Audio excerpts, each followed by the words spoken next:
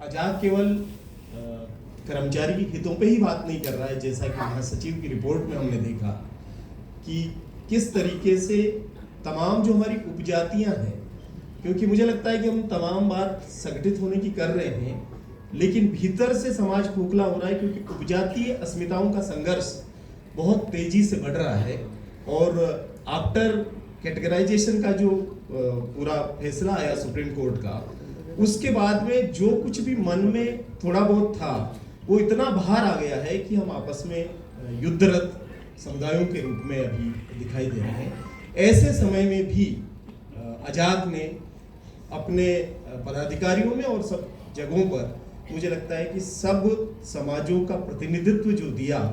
वो भी एक अच्छा मॉडल है। उसको हम और जगहों पर भी उसका इस्तेमाल कर सकते हैं, क्योंकि विभिन्न संगठनों पर ये आरोप निरंतर लगते हैं कि कुछ जातियों ने उस पर कब्जा कर रखा है। तो ये जो लोग रह गए हैं पीछे, उनको साथ लेने का जो काम आजाद कर रहा है, मुझे लगता है कि वो भी बहुत अच्छी बात है। और जितने भी संघर्ष हो रहे हैं राजस्थान में, राजस्थान के बाहर भी कई जगहों पर आजाद की तरफ से आर्थिक सहयोग भेजा गया, जहां पर बहुत हीनियस क्राइम हुए दलित एट्रोसिटी के, वहां पर भी। और राजस्थान में तो निश्चित रूप से चाहे कोविड में मारे गए लोग हों या उससे पहले एट्रोसिटी में जो लोग मारे गए, उन सब लोगों की आर्थिक सहायता की बात हो या कानूनी पैरवी की बात हो, उन सारी जगहों पर आजाद की भूमिका निसंदेह बहुत महत्वपूर्ण रही है। इस सब के लिए मैं आजाद के सभी साथियों को बहुत बधाई देता हूं कि आप सब लोगों की वजह से ये हो पा रहा है। पिछले साल से पहले जब हम सामाजिक न्याय यात्रा में भी आए और उससे जो दलित मैनिफेस्टो बना, जिसमें आप सब लोगों का बहुत महत्वपूर्ण रोल था,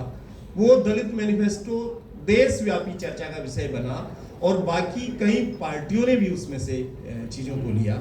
तो मुझे लगता है कि आजाद के काम से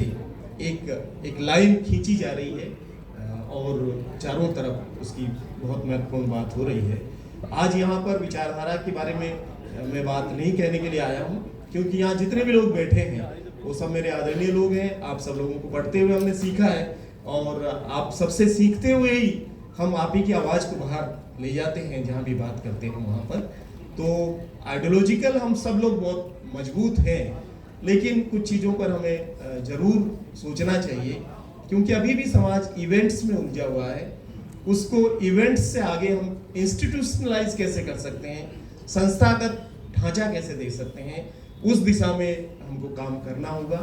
अभी भी हम केवल बाबा साहब की जीवनी दोहरा रहे हैं, अभी भी हम इतिहास के उत्खनन में लगे हुए हैं। तो ये सब चीज़ों से